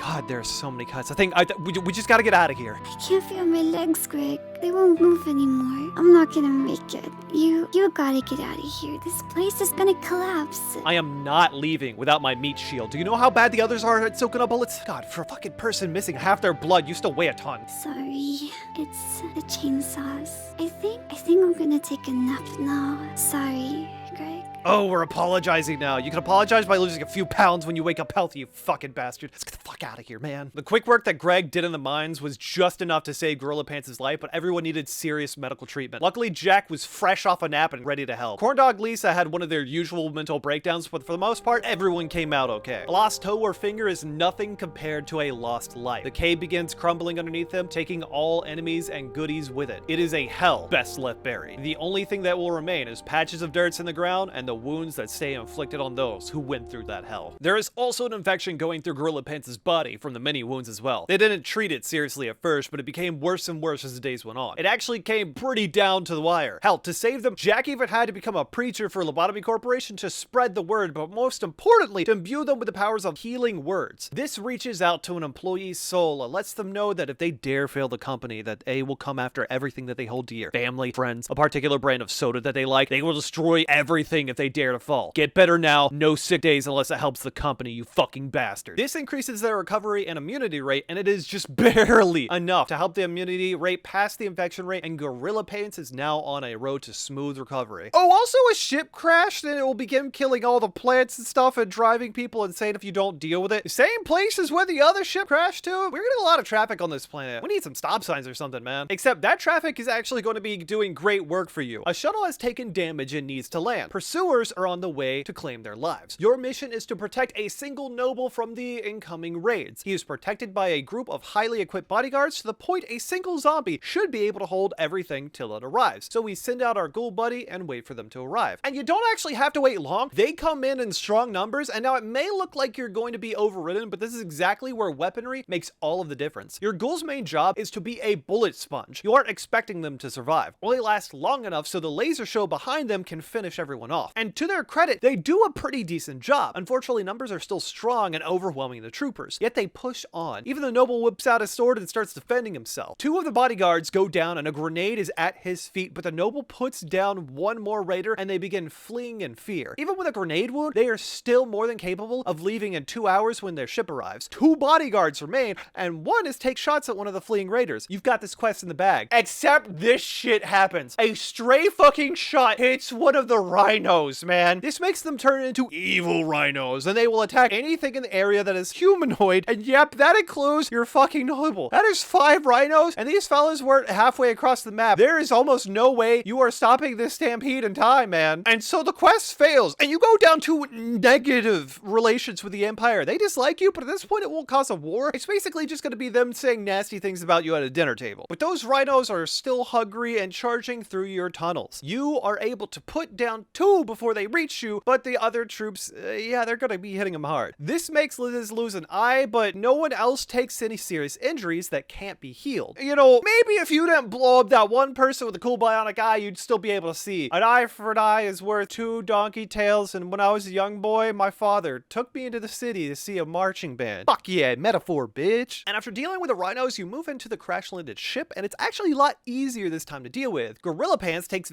several non-threatening injuries, batteries, but the new force you're moving with is taking out these robots swiftly. Now at this point, things are getting back on track, it's going well, but you need to mine faster. So we break someone so they can break rocks. They are not an employee, but let's say they are an unpaid intern. But I had forgotten that they were really old and almost completely useless as a miner, so instead we de-age our members and harvest their precious little parts. Also, we've expanded the quarters in our green area, and now Jack can use it as his own personal room. But we may need another one, and we gotta make sure we're ready to host anyone that's important. It's also worth noting that site stealers can wander in on your map at any point. There is a chance of them shrieking. This normally isn't an issue as it attracts more potential batteries, but they can come at any point. You never know when they come, and they scale, meaning you will deal with an invisible horde if you are not careful. While waiting on this, a dark scholar decides he wants to talk to you. He wanders into your camp and you show him what you show any stranger that you can kill without consequences. Only from his body a horrific parasite came out, a metal horror. They inject their victims with themselves and then they take over their higher reasoning and then spread throughout the brain. They will infect other people as well, so needless to say, it's a good thing that we shot strangers. Good stuff. But the horde eventually does close in and they surround Gorilla Pants. Or maybe they don't. There's actually no way to tell. You have to throw flares in order to see them all, and when you do, you know that Jack is surrounded. He has to run into the cave of cover for comfort, but the rest of them are all able to put down the threat relatively quickly. It's just worth noting that their numbers get very high. Oh, and the best part about this, side stealers that spawn from a shriek can also shriek, meaning you have more enemies to take on sometime, somewhere. They'll attack you eventually. You don't know. But the good news is that you know they're coming, so you will have plenty of time to make a fresh cell, and now, oh boy, those little energy generators are coming, and you're going to be able to maintain your prosperity.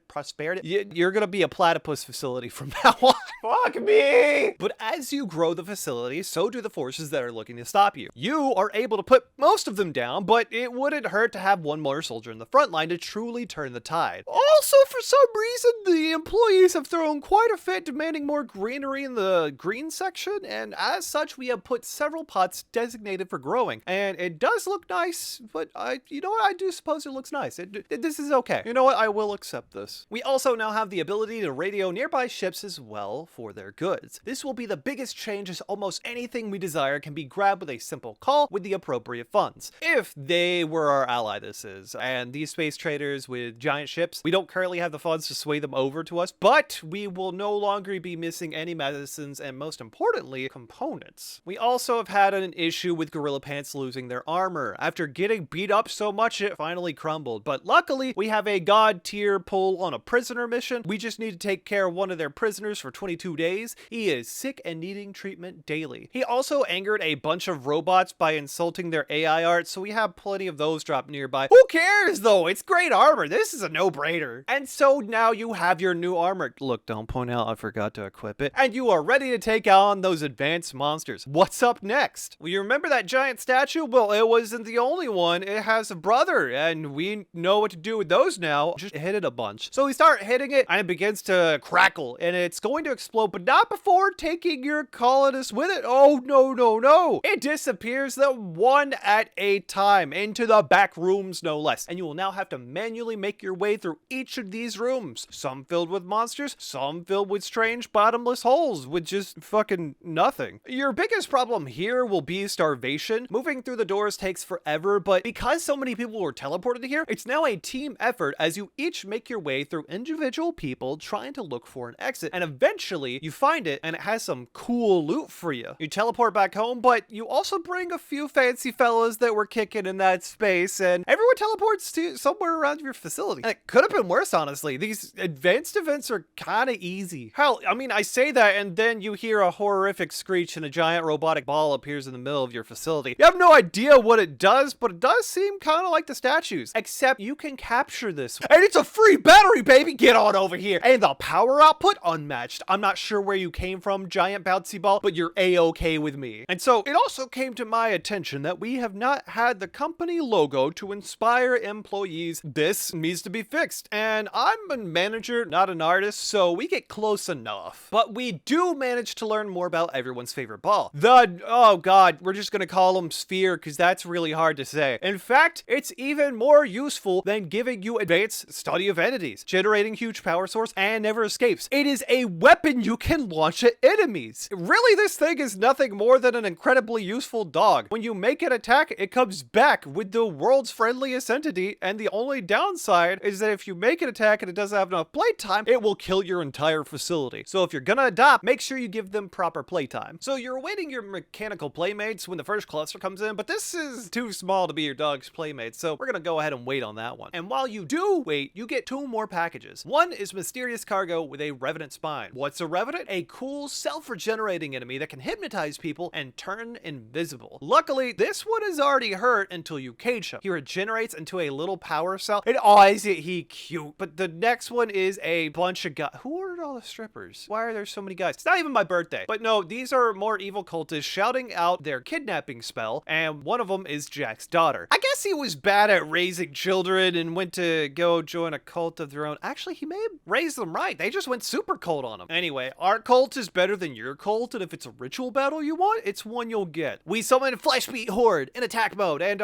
it's honestly pretty shit. It didn't kill any of them, but the job is stopping the ritual, and that was done well. Now you just have a horde of half-naked men chasing you. That's some people's dream, but you know what? You've become accustomed to dealing with this many half-naked men at once. Help. But god damn it, Corndog is throwing another fit, and it turns out they were actually a body purist on top of being depressed, and that means their sick-ass bionic leg that we gave them was unappreciated to the point they take it out on a new recruit. Alright, Corndog, if you don't like it, we'll take it back, you fucking asshole. You hurt our new recruit, and I totally didn't forget their name. You know what? It's gonna be Potato Water. Yeah, that's a good one. Anyway, it's time to expand our facility in the final sections. We have too few rooms, and we will need to correct this. Even better, a group of miners come and help. 5 of them, in fact. Not like miners, but like miners, like people that mine. I mean, I'm all for child labor too. Whoever wants to go along in the mine, that's fine. Also, the robots that were left on snooze woke up because of a rogue ghoul. That means to stop them from attacking, we had to send our dog out to fight the incredibly small, inconvenient threat. He does such cool work though, man. Look at him teleport around and shoot massive space lasers. Isn't he just the cutest? Oh, and you know how I said everything happens at once? A group of travelers actually came looking for help and went right into our minefield, activating our sleeper agents. And much so like in the lore fashion, the age of insects and robots began. And let me tell you, it isn't even close. The land is starting to show all the impact we've had on it, but trading one incident for another isn't bad. Our dog got to go out and play, we got rid of the robots that were stalking, and we have plenty of bugs for dinner. Also, the cultists were so angry that they sent another wave of really easy to kill enemies. Luckily, your dog is recharged and ready to hunt, but the prisoners find that this is a great time to throw a little fit. So you move your men into position to deal with the stragglers and the prisoner. But even then, the mining crew wants to go crazy and kill his friends. But if you try and make them defend themselves, they won't do it. So you have to go take care of that too. This is why managers make 5,000 times the amount the workers do. All I'm saying is it's pretty valid. A couple of shots to the back and you manage to take them down without killing them off. Maybe now the rest of the mining crew will get to work. But honestly, they were more trouble than they were worth. They kept talking about inhumane work conditions and having to sleep on the floor all in one room. Hell, one of them even tried to kill one of your precious batteries. So you let them go. I also kind of tried to make the logo look a little bit better. It's not much of an improvement, but shut up. Now, we will need everything to take on these events, and while we recruit more people, it comes to my attention that it will take a massive amount of time. So we shall utilize the lesser people around us. In this case, another easy quest from the Empire. Guard 3 prisoners for 17 days. They'll be bedridden, but 3 raids of 20 people will come to attack you. Now, it could be said that utilizing a bunch of bedridden sick people to curry favor with a faction by having them send hordes of their enemies at us makes us bad people. But don't worry, we'll also be sending the Empire's units to their death as well. So time to fortify up and prepare. So you prompt the Void for an answer, and hopefully you're gonna get some new guards, but what you get instead is a pit gate. Not great. But when they storm our beaches in the thundering rain, they shall find we are not easy prey. They shall find that we will gun them down all the same as we have done for many moons. Why we became a fucking goblin shaman talking like that, I don't know. But the trials ahead are many as the amount of people that wish to come for us. So we shall defend ourselves with more cover, more traps, and more guns than ever before. The ground is littered with blood. It is a mess. Vomit, blood, dirt. It's all very gross, but everyone has tasks they have to accomplish to clean up the litter is beneath us for now. And so then they come. They fly in from the heavens, believing themselves to be gods. They mount their siege weapons only to find out that they are nothing more than mortals. And we command the beast of flesh. The summoning ritual chants are overshadowed by the incoming mortar fire, but once complete, the massive horde is upon them. And again, it's not that great. Look, I mean, it's 20 people people, so granted, but like, they really didn't get anyone, but they started one hell of a charge directly on your beachfront. Why is it always the fucking beach? Is a cave full of traps not good enough for you people? Dude, come on. Most, oddly enough, are only armed with knives, making quelling the first few quite easy, but they continue moving forward. We back up a little bit, but the guys are seriously so easy to gun down. Potato Water got a few scrapes, but now we have plenty of bodies, breathing, and not. I mean, we just have to do something with all these new people, and we had a prisoner section made just for this. And while now the place is riddled with even more clutter, we did manage to get some of those sick mortars, and we managed to clean up just enough before the next wave advanced. Now, I know what you're thinking. This must be pretty hard, huh? Nah, we kind of just drove every animal in the region insane, and they just attacked the nearest thing that's humanoid. You know, as one does. And let me tell you, it worked really well. They took each other out. Bodies of animals and enemies alike are everywhere, and only in the end, a moose and 2 mega sloths were left charging at you. That's more than a few dinners. You cleaned up the problem, and why do they love the fucking beach so much? Many days later, you have recruited 3 additionals who have yet to receive their new names, and expand the green room area a little further to house your new employees. You have an unconscious school as well. This is starting to be a proper military force worthy of the facility. This is almost the facility that we have dreamed of. You set up a place of worship in the back next to the storage, more rooms for entities, and it's almost complete. We will have total unyielding, questionably ethical power. So it's time to put it to the test. Do you remember when I installed a mod that makes this entire thing unfair? That mod is called Metal Storm. This giant block of metal that leads armies. These bastards are the bane of my existence, and let me tell you why. Alone, it is the single worst thing imaginable. It has a thick hide of metal, doesn't bleed, shoots insane amount of projectiles that would make a machine gunner look like a turtle with a slingshot. If you get close to it, it is nearly harmless. But the problem is that every time it takes damage, it may teleport itself and everyone in random directions. This puts them back in harm's way of getting gunned down like crazy. Now that alone is a tragedy, but its range outdoes even some of the best base game turrets. Essentially a walking tank artillery mortar teleporting bastard. Now on top of that, it leads a close-knit army of enemies that will stick extremely close to it before rampaging your facility. It's cheap, it's evil, it's hard. So I will be cheap, evil, and hard right back sending the dog. But here's the worst thing. Not even the dog in all of its glory is enough to stop this thing. It takes down the rest, but the hulking mass moves ever forward, coming to destroy all you have built. It begins mining through your facility, and you barely manage to get a shield down before it rains hellfire. Seriously, this thing is an overpowered porcupine. You manage to stun it before it begins teleporting small parts of a facility all over the fucking place. You're shooting all you have at it. Too eagerly, even. Your auto cannon shoots a friendly. The stunning flares, they don't work against it. Finally, Gorilla Pants steps up to take on the monster. It breaks a piece before finally falling, but it leaves behind 3 metal horrors. But it goes down. You have filled out 1 more slot in your book. Also, funny enough, some of the chimeras, they're still alive and in a lot of pain. See, the dog actually forcibly inflicts pain into their brain and downs them earlier, meaning they use their bloodlust and the buff is on cooldown. The 1 impossible to capture enemy are now very weak and capturable. And just as a side note, seriously, I hate Corndog Lisa. This gets its own little tangent. While attempting a ritual and being several hours in, they throw a fit which cancels the ritual. I was so tempted to just kill them just for this, but it would take forever to recruit another applicant. That's the only reason they get to live. So instead, we focus on cleaning up the place a bit more, and it's honestly coming along quite nice. Lights are going up, and we couldn't afford them previously, but it's looking like a wonderful place to work. Except, it occasionally rains blood from the sky, and if that happens, don't drink it or stand in it too long. You'll go into an uncontrollable rage and kill everyone. Definitely goes hard in a protein shake, though. Oh, and we found this lovely little cube, and people seem to really be into it. And in fact, they become obsessed with it over time. Doesn't matter, though, because they work harder the more they are obsessed with it, so that's fine. And as you bring it back to the facility, it gets dark. No, like, I know the sun goes down, I know how the sun and moon work, but it's really dark, like unnaturally dark. In fact, giant pillars of oily metal are falling from the sky kind of dark, alright? They will eventually go away on their own, but for now, they place the entire location in extreme darkness. You must venture out into said darkness and destroy the pillars. The problem? Not only are there new enemies skulking about, but if you take too long, the darkness starts beating you up. Luckily, we are also on hardcore monster power, no solar here, but the dark is also really annoying. So you ready your men to march onto the pillars, one of which is on the beach. Seriously, why the hell do these guys love the beach so much? Someone get every enemy I've ever had a fucking sundress and a big fucking oversized hat to block out the sun. Now, Now, once you hit it for the first time, pillars begin summoning noctols to attack. Fish dudes with glow-in-the-dark eyes and tentacles. In the dark, they are supreme, but we have lights and flares, fucker. Get bathed in the light, bitch. Wah!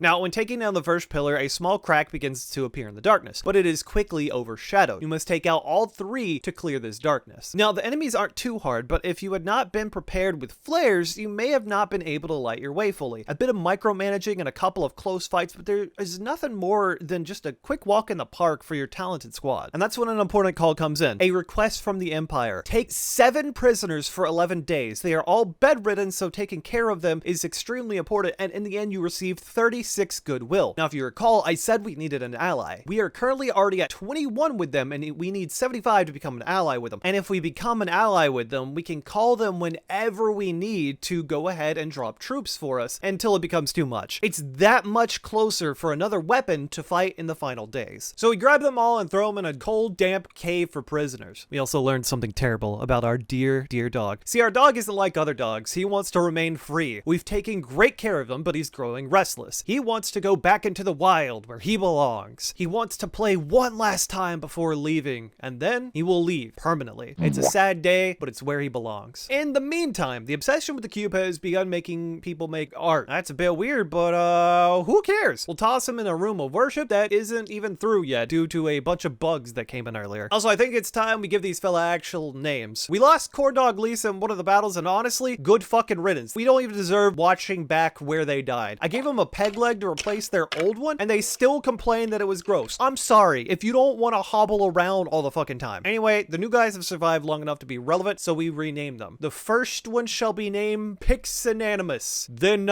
Chloroform, because he put motherfuckers to sleep. And Squab's a good name. I like that. He's a good name. But now we have too many names. Lizards, your name is hard to pronounce, so you're now Clerk 477. But for now, all is calm. We need to only wait for our facility to be finished, summon a few more monsters, do one more big favor to the Empire, and finally, true power can be yours. But our dog grows restless. It longs for battle and freedom once promised to it. And so we summon our hated enemy to sate its thirst, a pit gate. We send out our dear friend to tear them limb from limb, but at the same moment, an infestation appears to the north. Bugs pour into the facility, and while your dog is busy tearing the enemy up on the beachfront, seriously, they love the fucking beach, they tear what was going to be a recreation area up, but stop there. On the other hand, you lost your most expensive turrets, and your dog, satisfied, takes his leave. We will miss you, soldier. Okay, now is a time where I have to point out, quests can be really silly. See, I trapped all these idiots in their cell, right? Nice locked door. They get pissed and start beating each other up. They actually kill one of them, so the quest fails. I didn't really take care of them at all. So they kind of just let themselves out of the locked door. Needless to say, we reloaded, but how fucking crazy is that, man? The mining for the final rooms of your facility is now done. You are ready to set up the walls, floors, and make it a beautiful metal prison. Now we just need a room of religion. Let's make it nice and white with a white carpet as well. We take a moment to think of how far we have come. It used to just be one room with a tiny little entity. Now you're containing some of the most dangerous entities, and most importantly, the facility is starting to look pretty. Look at how green and fucking purple. The logo could use some work, but soon a wave of blue and black with some red, it's only a matter of time. Also, a skull spike to the room of religion. Our boy 1 sin and 100 good deeds is going to be represented here. But one day while looking over your facility, the single most important call came in. A quest available called Hemrick Hulk. An ally is nothing in comparison to this opportunity. There was a distress signal from a hostile ship crashing with a sanguophage and 4 of its thralls. You can make it crash near the facility, and if you can capture the sanguophage, you can infest one of your colonists with the sanguophage gene. So what is a sanguophage? Or how do you actually pronounce it properly? I don't know, but it's similar to vampires. They are ageless, scarless beings that avoid the sunlight. When they take fatal hits, they go into a state of deep sleep and will awaken again if their bodies are not destroyed. They need blood in order to survive and will occasionally go into a death rest, in which case they sleep for several days on top of their regular rest that they need. This turns the person that receives the blessing into a fucking monster. A deathless, perfect monster. You must secure the sanguophage alive. After a small battle, you manage to do just that. You can force them to implant the gene into a person of your choice. Admirably, a little hard to see because we also got a quest a little while back to host more prisoners for the Empire, enough to turn them friendly soon. But now at the cost of Robert's life, Gorilla Pants will be able to be cured of some of the things that ailed them. They will go into a xenogermination coma for 2 days. days. Their genes will integrate with the new host. When they awaken, not only do they still have some of that kick-ass robot leg, they will be born a new being. We also unlocked a bioferrite generator. Monster flesh goes in, power comes out. We were also going to use it in the old prisoner room, but that's best suited for a hospital since it's close to the front of where the action should be. So instead, we put it in storage before another group of bugs come to feed us more of their delicious jelly. And now that they're awake, let's also take a closer look at Gorilla Pants. They are no longer their human self. They are a sanguiphage through and through. Also, holy hell, we de-aged them to 13. Fuck, we created Twilight by accident. I just wanted to get rid of some of their scars, dude. But speaking of scars, they no longer get them. Over time, they heal all of them. They are also aggressive, ageless, won't die, can eat anything, don't get sick, can jump far distances, throw out their spines from their hands, heal fast, deal tons of damage, take less damage, can see in the dark, and won't go down being outside anymore. See, if a gene is implanted in someone by something like a sanguiphage, it overrides the previous gene. The vicious UV sensitivity is now just a mid-UV sensitivity. They move slightly slower in the sunlight, but they will now sparkle and don't go unconscious when a little beam of light hits them in the forehead. We have now made them into a living weapon, more than they already were. Anything strong enough to kill them will have to do it twice. Also, they can instantly patch up all wounds to avoid anyone else bleeding out. Some of these abilities require the use of hemogen, meaning we have to make sure that there's plenty of blood around. Luckily, we have many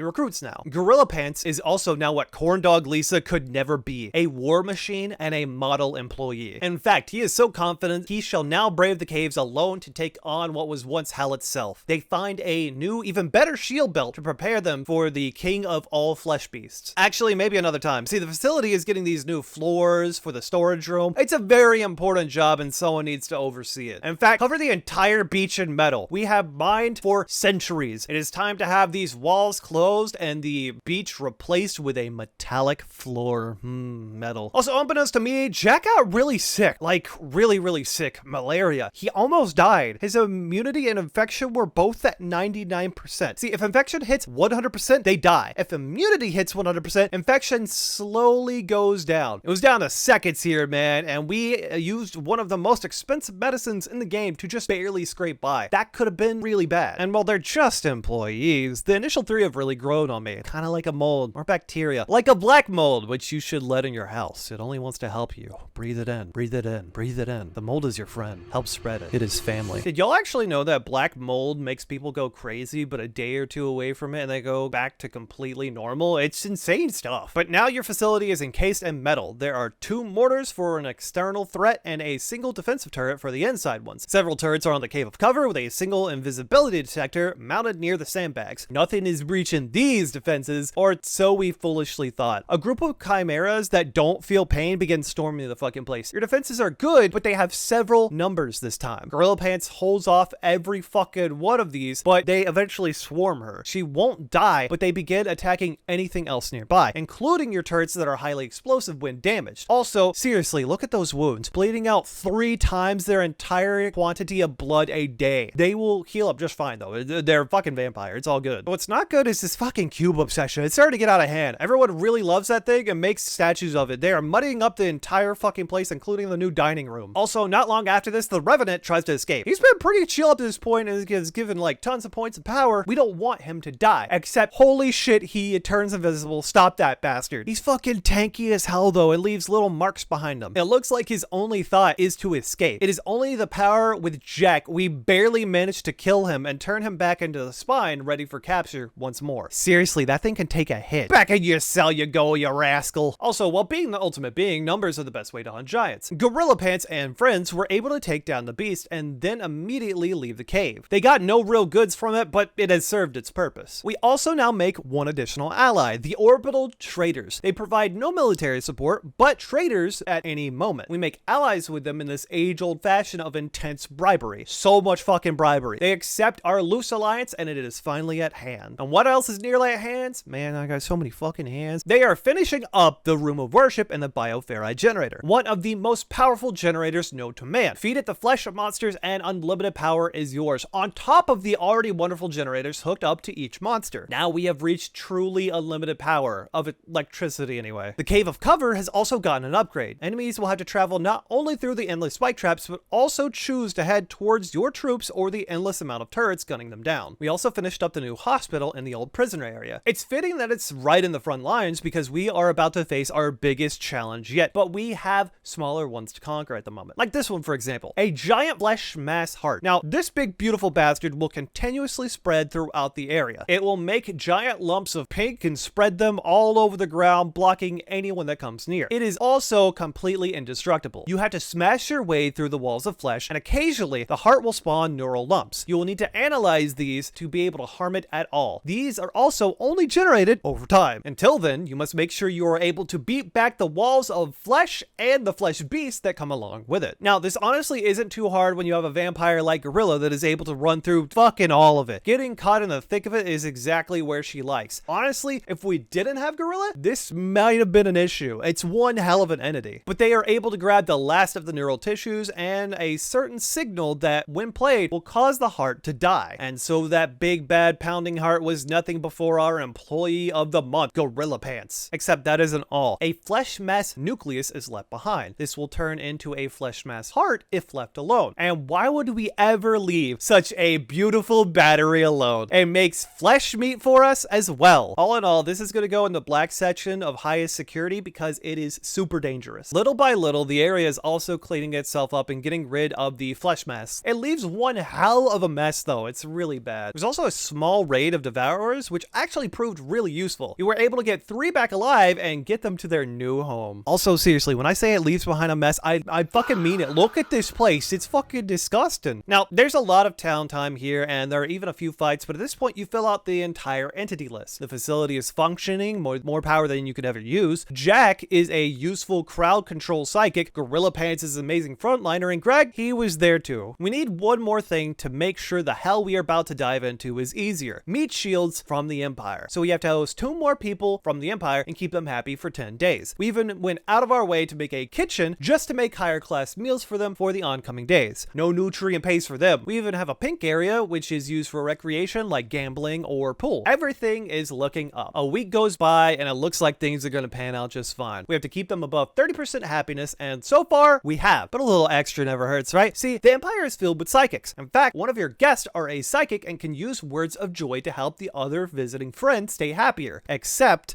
and I really cannot stress this enough how dumb this is, when using words of joy, I want you to feel happy, and I force it in your noggin with no downside effects, it is considered harmful. A harmful ability which was used, which make relations go from 57 to 26. I saved the fuck out of this because I'm not even gonna front with you. That is some of the stupidest stuff I have ever fucking had to deal with, man. I'm telling you. And so while waiting, I wanted to have our apex predator challenge another apex predator of the jungle, the Mega Sloth. Its hulking mass should make a tough fight for Gorilla Pets, except not. No, seriously, they didn't even take a single fucking injury while fighting them, and that's kind of wild. Also, a few turkeys went mad while Gorilla Pants was hunting, and funny enough, they actually hurt Gorilla Pants twice. A fucking turkey is stronger than Sloth Godzilla. I'm at a loss for words at this point. Turkeys are deadlier than Mega Sloths. Okay, fuck the downtime. The people leave, we make an ally, let's get into hell. We make artillery shells for anything long range. We have plenty of food and medicine. Our cave of cover is decked out. Let's save and use the last of our alliance with the orbital traders to grab anything that we don't have. Prepare a few Omega turrets, a few walls to stop them from getting sniped with the traps galore. Save again for good measure because holy hell, it is time to rock you like a hurricane. And Greg, of all people, will be there to wake this place up. It gives you a warning. When you start, there is no going back. It is hell. You must be ready to fight. The first wave is nothing that you haven't faced before. Flesh beast. One horde tunnels into where your beaches were, the other in the cave of cover. Killing them gives you a few scratches, but nothing that you can't handle. But this is only the start of hell. More from all over the map are on their way. Also, metal horrors, they go for your defenses and fucking tank explosions like a champ, man. They put a serious hurt on your turrets, but only managed to get one and tank a second explosion. Also, another group of metal horrors rip your turrets apart in the cave of cover, but only 3 of them. That's bad. Seriously bad. This is only one of the first waves, and we are taking so many hits left and right, but you don't have time to worry about anything because creatures begin to pour in and wander on the outskirts of your facility. To make this hell end, you need to go and destroy these little structures all across the map. For the first wave, it's 2 structures you need to activate. But this isn't the only problem, yeah? We have artillery and a load of shells. Y'all, no one told me how fucking bad these were. My trained experts can't hit a shot to save their goddamn lives. The best they can do is bait in metal horrors by aggroing them. Even then, an artillery strike to the face is nothing to these guys. So let's start using all those cards, shall we? Our first card is the Empire. Go, meat shields! They descend on one of the structures, but in the meantime, you have a few more metal horrors knocking on your front door. The meat shields will have to deal with the enemies in there alone. Also, Gorilla Pants can take on so many metal horrors at once, but our allies are still fighting. They will have a hard time with the metal apocalypse, right? Well,